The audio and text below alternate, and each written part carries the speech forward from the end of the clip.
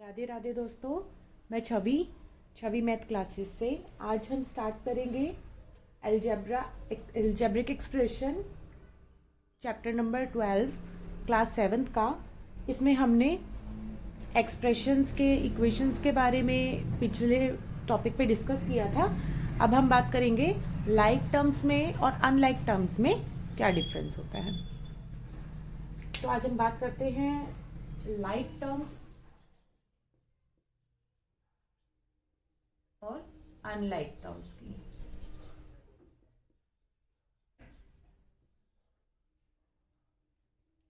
हम एग्जाम्पल लेकर के उसके थ्रू समझेंगे कि लाइक टर्म अनलाइक टर्म्स में होता क्या है। जैसे हमने एक एक्सप्रेशन ले लिया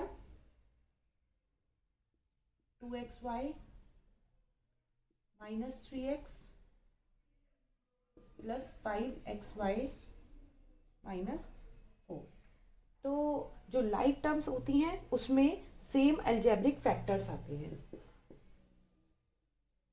सेम अलजेब्रिक फैक्टर्स, ठीक है। सेम अलजेब्रिक फैक्टर्स मतलब होता है जो वेरिएबल होते हैं वो हमेशा सेम होने चाहिए। जैसे इसमें इस एग्जांपल के अंदर यहां से 4 अलग अलग टर्म्स हैं। चारों में अगर हम इन दोनों को लें, इन दोनों टर्म्स को, तो ये आ गया 2xy और यहां से आ गया 5xy।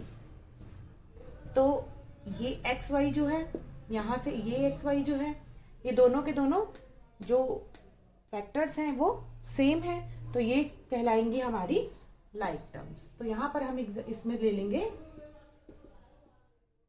2xy और 5xy क्योंकि इनके अलजेब्रिक फैक्टर्स जो है वो सेम है।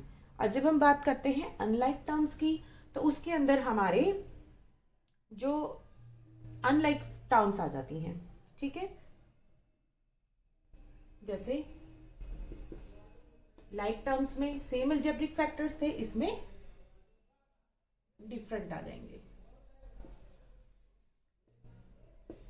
Different algebraic factors. जैसे इसमें रिमेनिंग टर्म्स जो थी वो थी -3x और -4।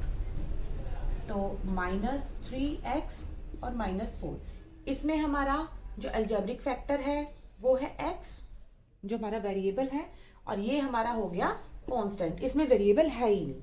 तो जब अलजेब्रिक फैक्टर सेम होते हैं तो लाइक टर्म्स होती हैं, और जब वो डिफरेंट होते हैं तो वो अनलाइक टर्म्स होती हैं। तो ये हमारा हो गया दोनों के दोनों अनलाइक टर्म्स। तो इसके एग्जांपल में हम लिख देंगे -3x और 4, ठीक है।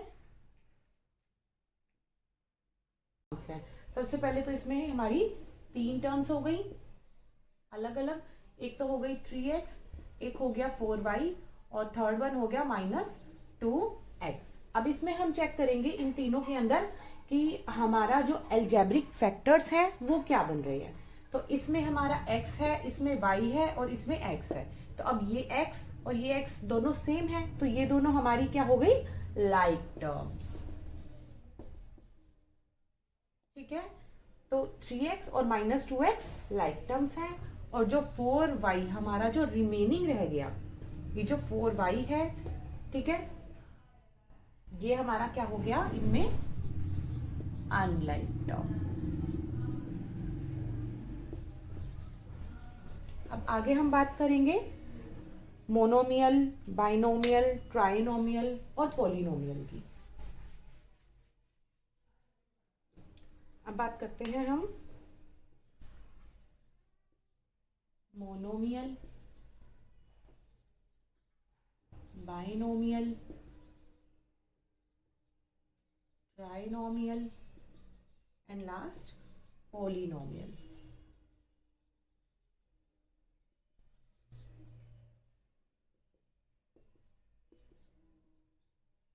अब देखिए जो मोनोमियल होता है उसमें ओनली सिंगल टर्म आती है। मोनोमियल में हमारी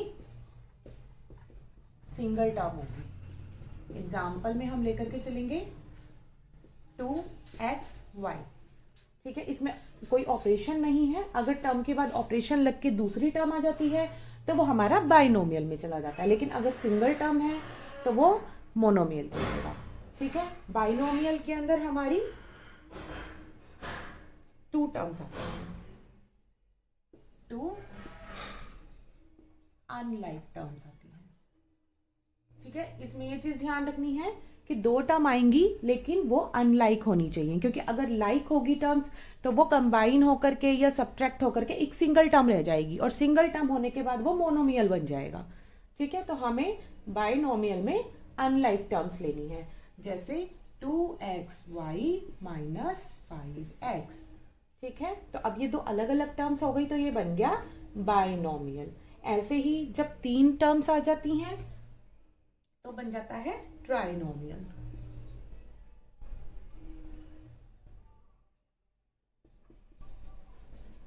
ठीक है, इसका एग्जाम्पल लेकर के हम चलेंगे। 2xy minus 5x plus 4। अब ये इसमें 3 टर्म हो गई तो ट्राइनोमियल। और पॉलिनोमियल जो हमारा होता है उसमें आती है एक या एक से ज्यादा कितनी भी टर्म्स हो सकती हैं, तो 1 और more terms make polynomial। ठीक है, इसके एग्जाम्पल में हम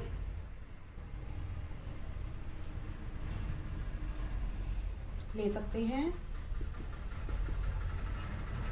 3x plus 5y minus 2x plus 3।